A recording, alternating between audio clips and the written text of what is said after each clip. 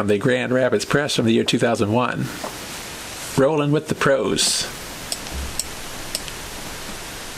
Subheadline: Partnering with PBA, a chance of a lifetime. By Josh Slachter.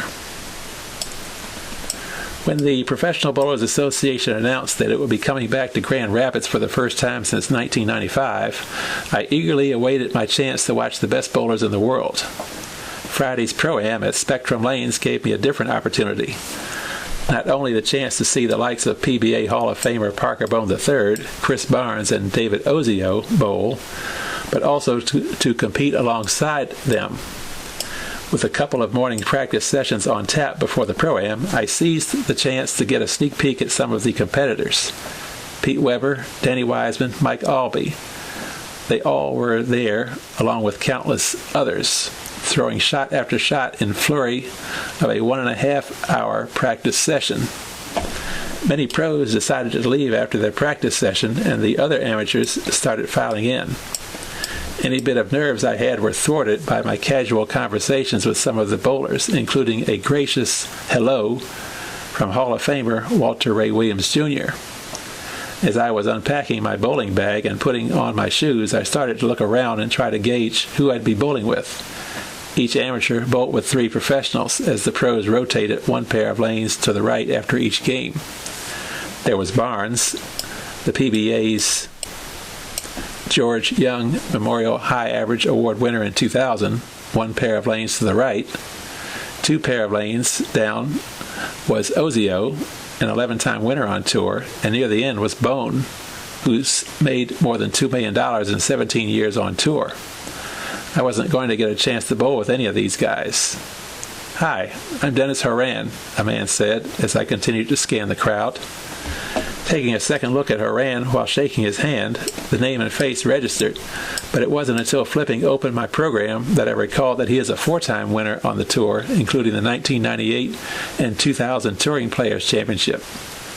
The format of the Pro-Am was 9-pin no-tap, so 9 pins on the first ball counted as a strike. The pros were also bowling no-tap, so nobody out there was going to have to be bouncing balls in the gutter trying to pick up that dreaded 10-pin. Apparently my adrenaline took over in the first 4 frames as I cruised with 4 quick strikes, with just one of them being no-tap. Horan, a smooth-stroking left-hander, was impressive, connecting on set strikes in 7 of his first 8 frames. Unfortunately, my game took a turn for the worse. A couple of open frames mixed in with a couple of strikes left me with a final score of 209 after a promising start. Horan continued rolling along en route to shooting 266. Brian Himmler, a one-time winner in his 9 years on the tour, made his way over, and just like that, it was time to bowl again. Himmler, a right-hander, threw a huge swinging hook, with his feet starting at the left gutter and his ball crossing over the first arrow. Himmler wasn't nearly as social as Horan, nor was he having as much fun as a guy like Barnes, who was high-fiving his way to the tune of 278 and 300 in his first 2 games, or a guy like Bone, who threw 2 balls at a nasty split that he left in the 10th frame of his 3rd game. I struggled mightily at the start of the 2nd game, having just 52 through 4 frames, which included 3 straight opens. Fortunately, I buckled down and recorded the last 6 strikes for a 199. Himmler shot 241 and quickly moved on.